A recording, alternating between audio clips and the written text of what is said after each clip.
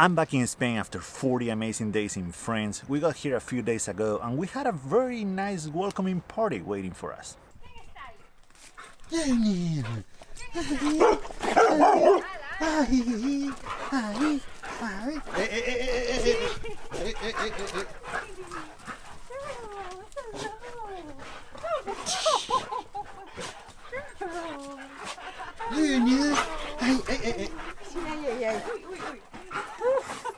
So today's gonna be a very long, very busy but exciting day. I have an exhibition starting today here in my hometown and I can't wait. I'm very excited about that. I still have a lot of things to do. I'm gonna take you with me today to do those things, but first I woke up and I saw that everything was super foggy. Look at that.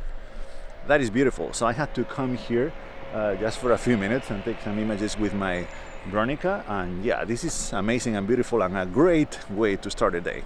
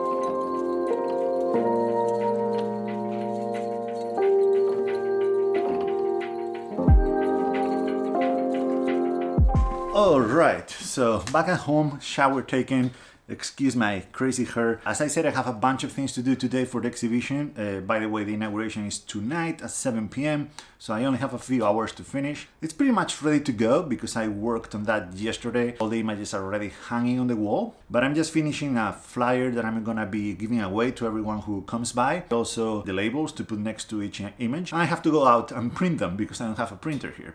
So this is the flyer. I have 2 per page. I'm gonna have to cut it through the middle later. It's in Galician, that's the local language from here, from where I'm from. My mom used to be a Galician teacher, so I had her correcting and double checking the grammar and the spelling, and she sent me some mistakes that I already fixed, and everything is fine, so this is ready to go. And these are all the labels that I already had ready from the previous exhibition, so I just have to print them out. I just finished editing the last video from France. That's a video that I'm uploading tonight, and now I have to run because Rachel has been out of town for the last couple days. She's coming back now with a friend, so I have to go to the train station and pick them up. Let's do it.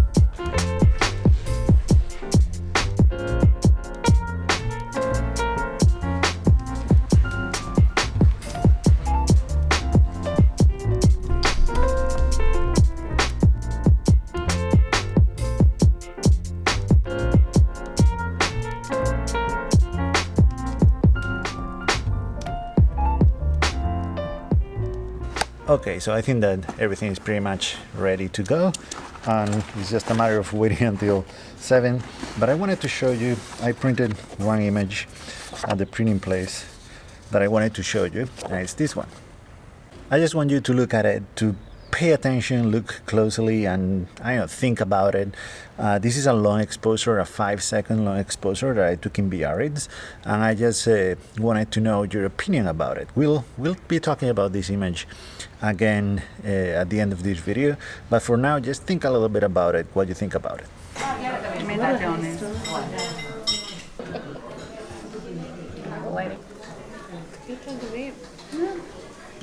Huge portion.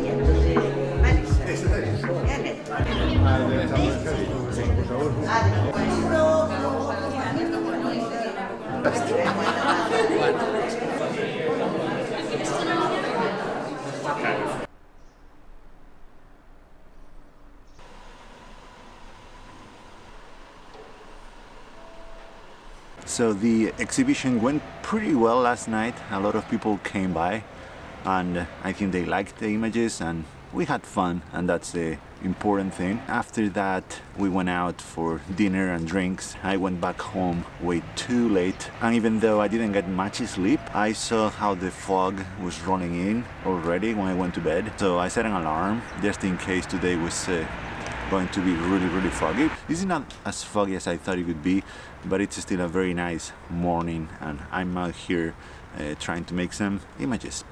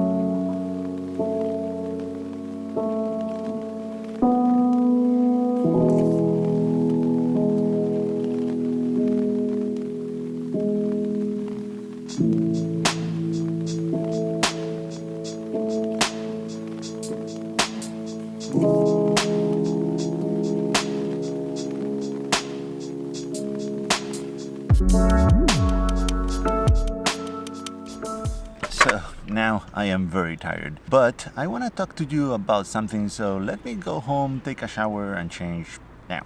Okay, much better now. So I just wanted to talk real quick about something that I've been trying to hide for years, but someone finally found out and they caught me. I've been ripping off, stealing, and profiting of Michael Kenna's work. This is an actual comment that I got here on this YouTube channel a few days ago. And at this point it's already funny because it's not the first or the fifth or even the 10th. I've been accused of ripping off Michael Kenna. Someone told me that I was pretending to be the new Ansel Adams. Someone said that just because I have a lot of money, that doesn't make me a good photographer, so okay. Someone said that I was shooting film just because it was the cool thing to do now. Someone told me that I was wasting film, shooting walls, and a very long list of comments that I've gotten over time here. I've already talked about this before, but this is just people trying to discourage other photographers and trying to drag them down because apparently they don't have anything else better to do with their time. I'm bringing this up because I think that we could still have a great conversation about this if we did it respectfully, and it's the argument of it's been done before. This it's been done before may refer to a location that has been photographed to death in the past by many photographers, so yeah, you cannot do that. Do not go to those locations, do not even think about it. It might refer to the style or to the subject matter. It cannot be done anymore, it's been done before, move on. As you might have guessed by now, I completely disagree with that, and I just wanted to share with you some words from Michael Kenna himself. This is an interview that I'm gonna link in the description down below. It's on his website that you should check out because Michael Kenna has amazing work and his website is amazing. He says, "At times I've used other photographers to inspire me. Sometimes it's places they photographed earlier in the 19th or 20th centuries. I started going to the same locations they had been to see how they photographed, what they photographed, why they photographed. Often I've made extended series of works based upon that catalyst. I like to think that I add my own interpretations based upon their influences." So these are not my words, these are the words of one of the greatest photographers of our times. I want to show you this image that I made in Portugal a few weeks ago. Now, the only reason why I made this image is because we were walking in this city and I stumbled upon this scene, and it reminded me of one of Michael Kenna's images. This one. Now, of course, I'm not comparing the images. Mine is much worse. I'm not saying that I'm Michael Kenna or even close to him. All I'm saying is that the inspiration or the idea behind my image was this Michael Kenna's image. Someone might say that I copied Kenna here. Now I want to show you another image that is this one made by Bill Brand. Bill Brand made this image 50 years before Michael Kenna made this one.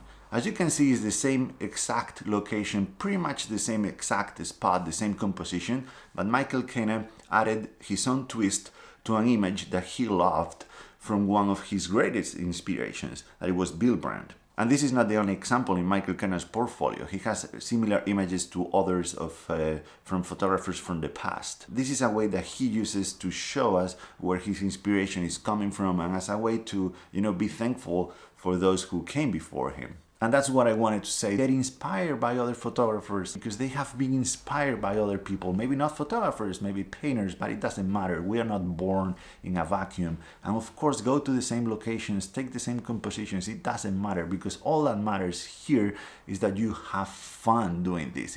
It's all that matters. And that's what we are trying to do here, to have some fun. So I have a few shots left in the Bronica. I want to finish the roll now, so let's do it.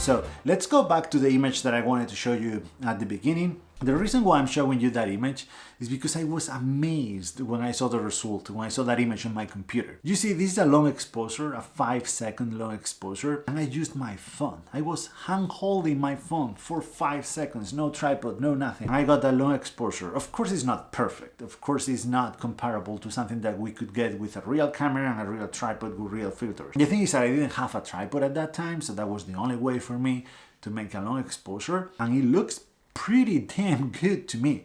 So I use Lightroom CC. It has a feature that lets you take long exposures of up to 5 seconds. I do not know if there are any other apps out there that do the same or even a better job, so please let me know if you know of anything, of any app. I do not know. This is an iPhone 7 Plus. I do not know if that feature works in every iPhone or Android phones. I do not know. I guess it works on the newer iPhones. It takes a while, by the way. I guess it's because it's an iPhone 7 and it's already 2 years old. It has to combine all the photos that it takes to create that long exposure, so it takes a while. It kind of drains the battery a lot, so be careful with that. But it works amazingly well. I mean, this is an option for when I'm out there and I want to take a long exposure, kind of short long exposure, 5 seconds, but still. And I don't have a camera or a tripod with me. So yeah, I just wanted to share that with you. This is all I got for today. Thank you so much for watching and see you in the next one.